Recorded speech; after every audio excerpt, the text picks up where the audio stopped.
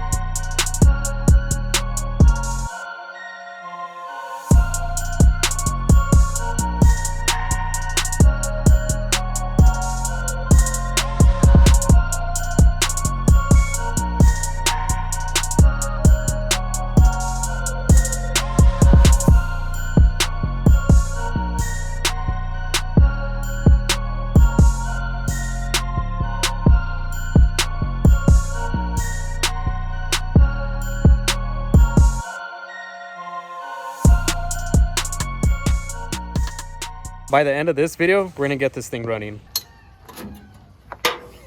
No way. We have verified that the motor, in fact, is not locked up.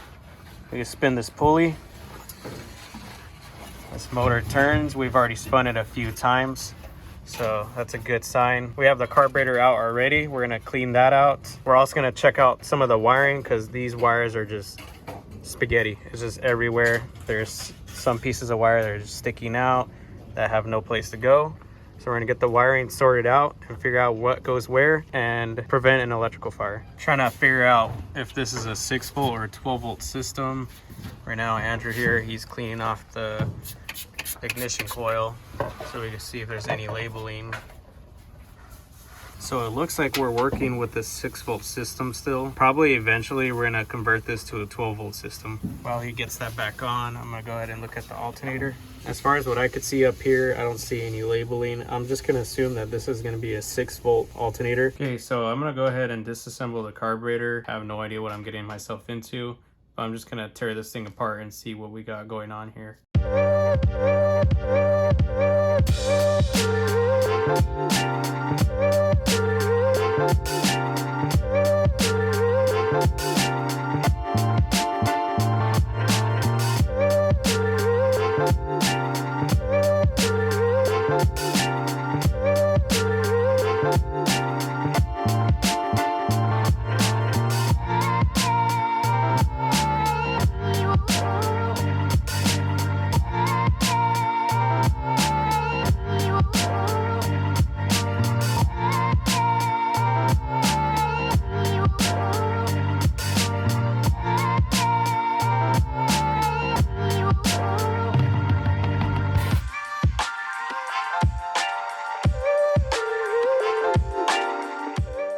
Fast forward a couple days, I took this to work and had this soda blasted, so these parts are nice and clean.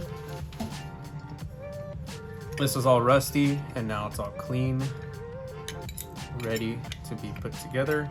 Went to AutoZone and got this rebuild kit right here. Here's the part number.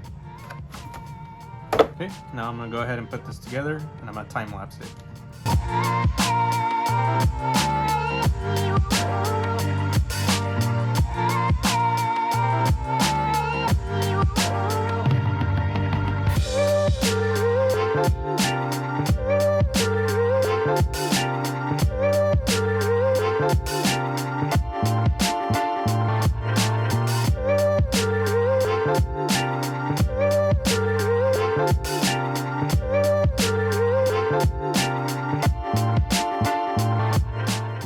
Okay, I had a hard time with the gasket. I had the wrong gasket on here. Turns out, I guess this one is supposed to be the right gasket right here. I'm gonna put it together.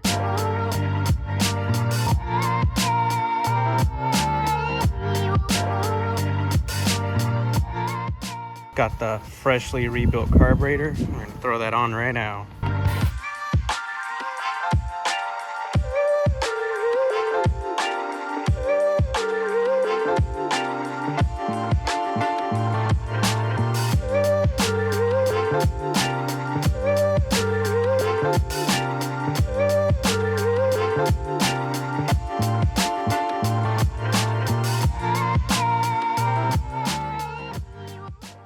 So Andrew here already got the ignition coil installed. This is our 12-volt ignition coil. Right now we're getting the distributor wired up with some new plug wires because the original ones were missing.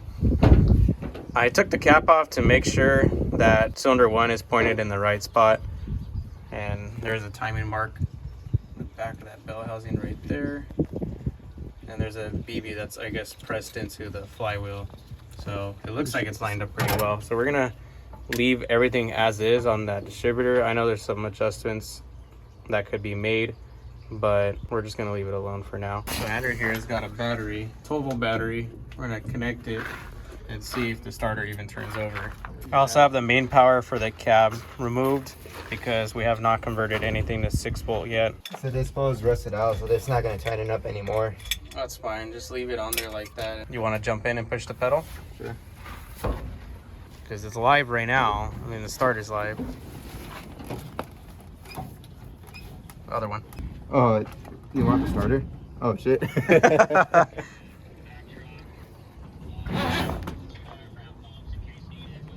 Are you holding it down? Yo, all right, Andrew, cut it.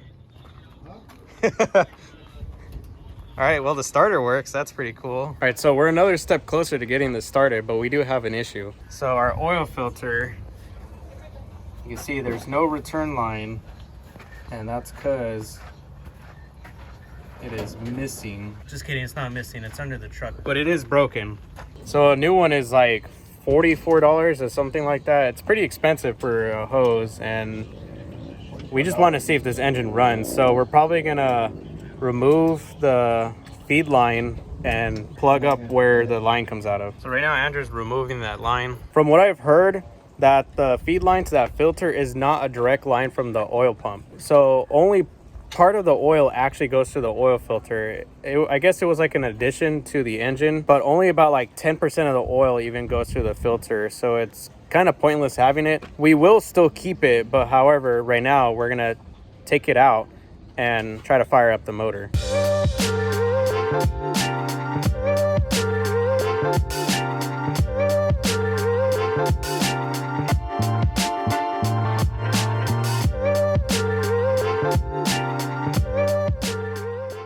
Okay, so we went to Ace Hardware. We got these 1/8" pipe plugs. See, one screwed into the block right there, and then one is going, and just putting in the one where the feed line is at. Okay, so we got those all plugged up, so we should not experience any oil leaks. And then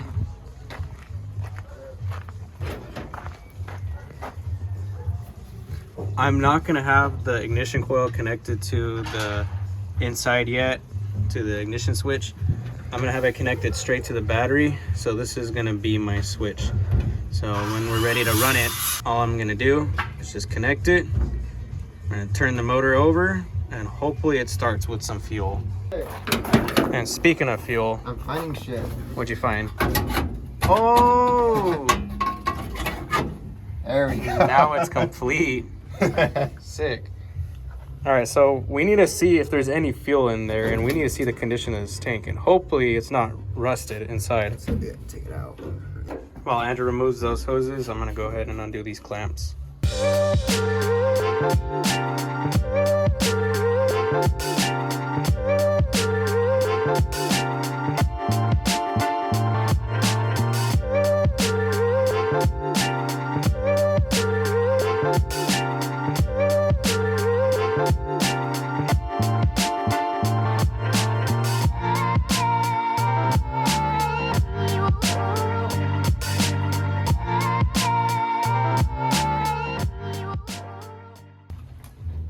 Okay, so this is behind the fuel tank, and holy crap, this is where the nest was at. Whatever creature is in here, we're gonna vacuum this out and get this cleaned up. Okay, so inside the fuel tank, let's see. Camera's not gonna pick up anything good. Honestly, it's really hard to see. It actually does not look bad in there at all. We got really lucky with everything on this truck, and this could easily clean up. It looks like it's just tarnished from old fuel. It doesn't look rusted at all on the inside. So if we look under the truck where the gas tank was, Here's the old fuel lines, and if you look in there, that is nasty. I mean, we are gonna replace all these lines with brand new ones and get this thing completely restored, but we're not gonna use this right now. We're just gonna dump some fuel in the carburetor and just see if it fires up. All right, so here's what we have rigged up temporarily. We have a little funnel that goes into this line, and that should fill up the fuel bowl. As for the ignition system, I think I already mentioned this. Have it connected to the battery. Just gonna slide it on right here, and that should give us everything we need to start it. Okay. Cheers. Put a little bit of fuel in there. All right, let me man the distributor or the ignition coil. Okay. All right, Andrew, go for it. Go for it. All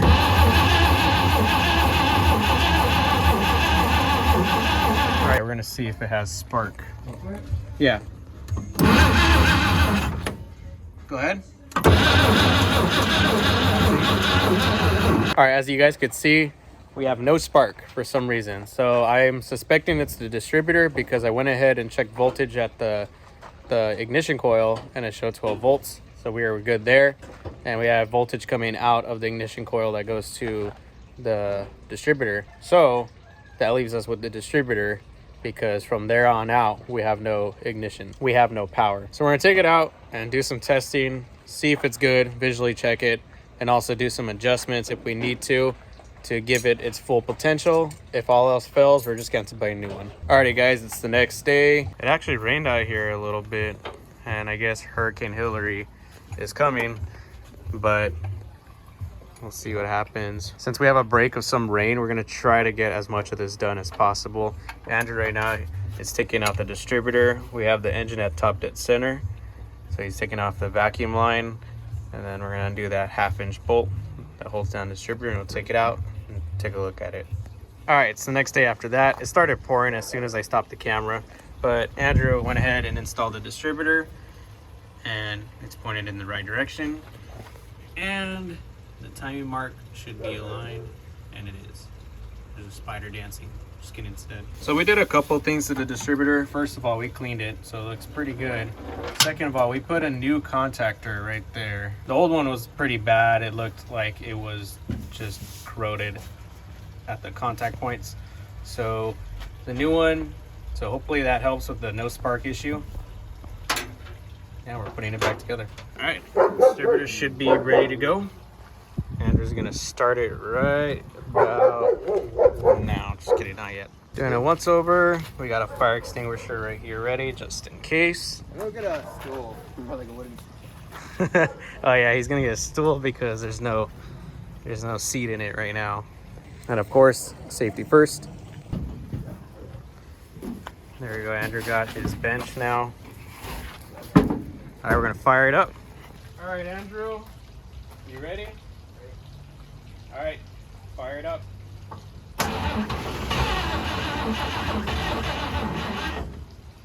It's wanting to fire up. It almost did. We gotta leave the starter fluid. Yeah, let me get the starter fluid real quick.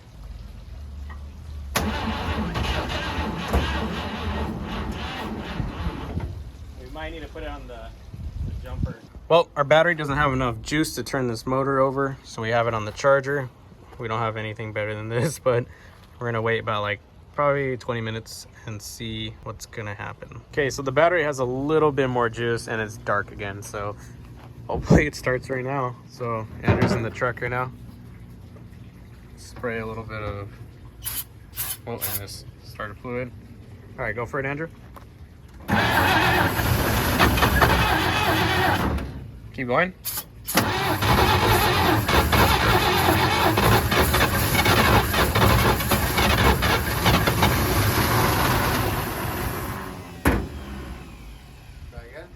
Go for it again. All right, off the starter. I guess you'll man the fire extinguisher. All right, go for it.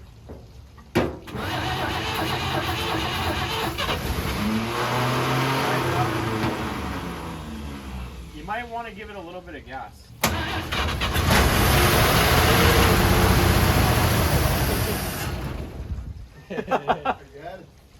Do it again, yeah.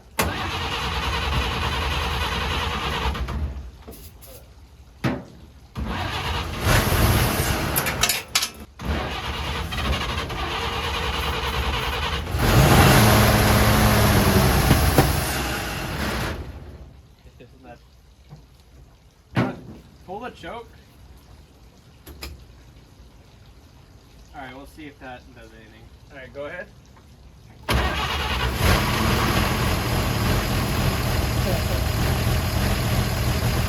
Dude!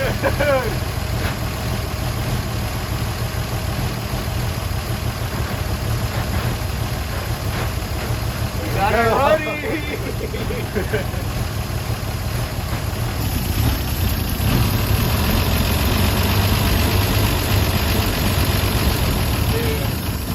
Andrew. We freaking did it. So we did have to change our fuel delivery. We got this bottle right here and we just squeeze it to force the fuel into the bowl, and that helped getting fuel into the engine. So, and I got it running. But of course the project doesn't end there. We gotta revamp the whole thing. We'll have more videos on this as far as each part of the truck, as far as like fuel delivery and getting the wiring done and so on. So I'll keep you guys posted, but hope you guys enjoyed the video. We'll see you guys in the next one.